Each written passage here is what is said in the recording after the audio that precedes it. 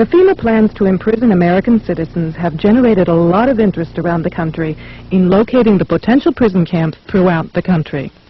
These may be facilities currently being used as prisons, such as those you saw earlier, or prisons that are being built supposedly in the name of the war on drugs, or facilities that have other uses but which could be quickly used to detain large numbers of people, such as this Amtrak facility in Beech Grove, Indiana.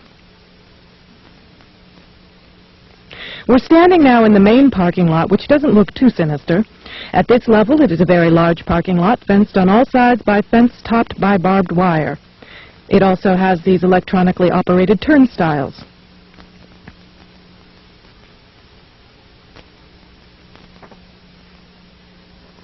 There is also a surveillance camera, just like we saw at the Fema facility, pointing out to the parking lot, and a helicopter windsock.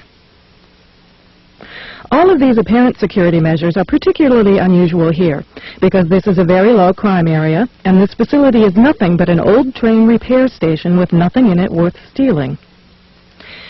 In this portion of the parking lot is a brick building, suitable for processing, next to a gate that leads right out to the railroad tracks, and all of this is contained inside a fully fenced area, now 3 layers deep in fencing at this point.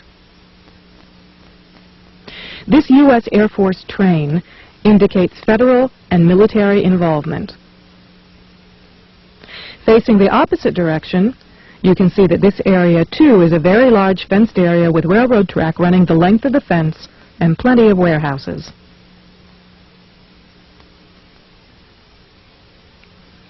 This facility was supposed to have closed in June of 1993, yet instead several $1 million in federal funds have been spent on supposed renovations over the past 2 years. Helicopter windsocks and markers are evident throughout the property. This small building is the only way into a particular fenced area. Inside this building, we see more of the motion-activated detectors, electronic turnstiles, and prison bars.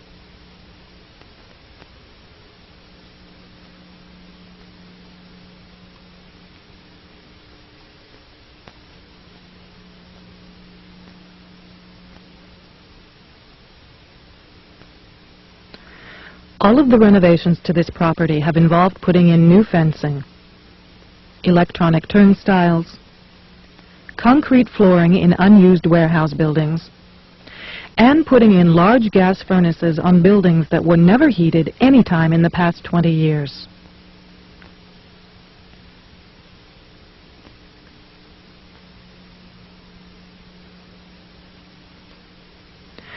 Outside this building is fencing and a cattle run section of fence, all topped by barbed wire, pointing inward, not to keep people out, but to keep people in. This was common throughout the facility, particularly the new fencing that had been erected.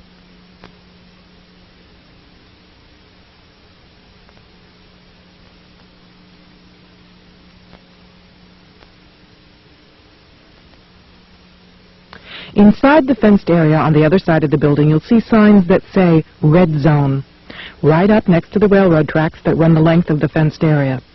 Next to the Red Zone sign, you can see closely numbered markers on the fences that are too closely spaced to be parking markers, just as if they plan to have people line up to board the trains.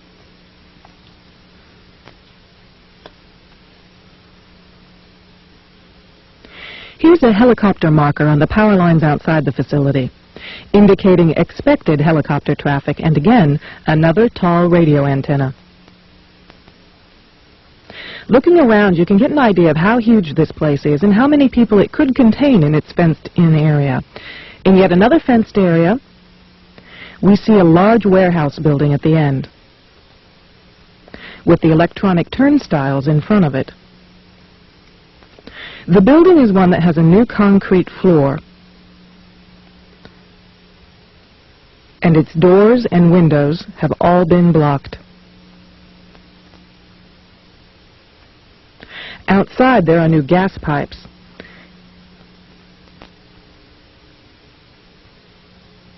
Even as we were filming, a black helicopter flew over us, observing what we were doing, which has happened many times when we have been at the facility.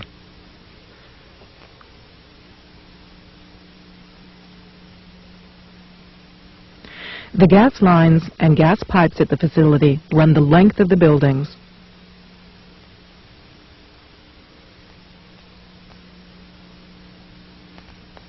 And come out at some very, very large, brand new furnaces that have been installed at the buildings throughout the facility.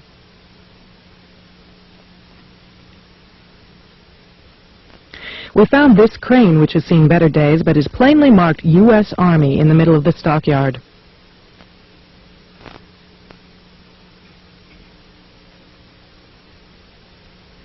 We found other fully working military trucks and equipment here at other times. Inside the facility, we found large fenced-in areas next to the railroad tracks marked green zone and blue zone, suitable for holding a lot of people. Many of the old warehouse buildings have had new concrete floors put into them. Unused sections of railroad track have been dug up and replaced, and from the supplies in the stockyards, it is obvious they will be doing even more construction and fencing.